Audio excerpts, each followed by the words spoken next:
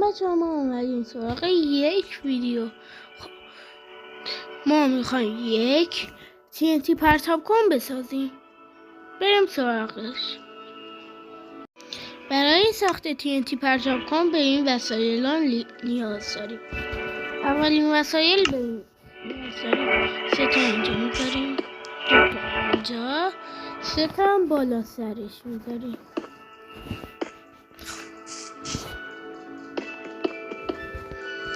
حالا 2 تا ول میکنیم، میایم اینجا. فقط اینا یادم رفت. یک سنگ برمیذاریم، کابلستون بهش میگم، که ارتباط برق داشته باشه. اینا رو اینجا میذاریم.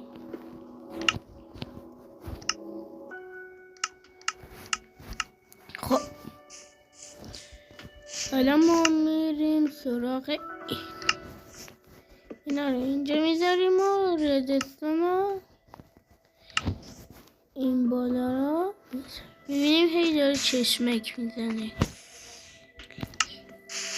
لیورم اینجا میذارم که بتونی خاموش رو روشنش کنی.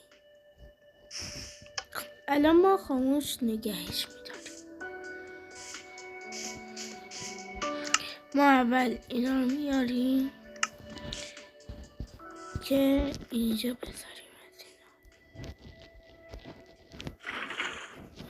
اینجا رو پر آب میکنیم.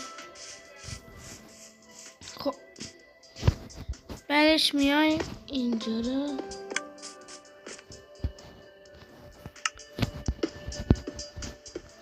به هم وصل میکنیم.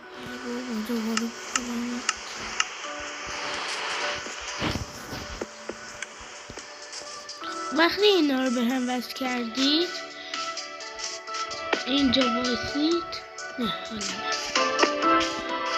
هر اینا رو دیگه لازمی نداریم، فقط ردستون ما نیاز داریم. همه TNT ها رو میاریم پایین تا اینجا رو پر کنیم.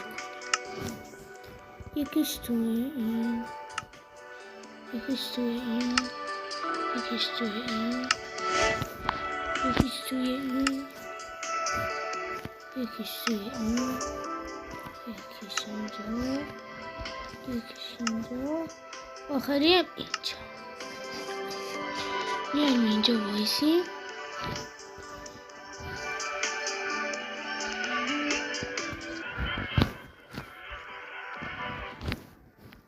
اینو میذاریم تا TNT ها پخش بشه.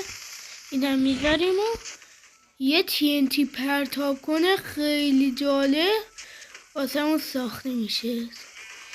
اینجوری پرتاب میشه. ببینید بچه ها،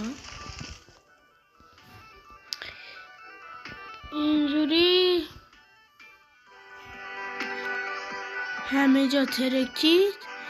اینا پخش میکنه دیگه. الان TNT ها تموم شد.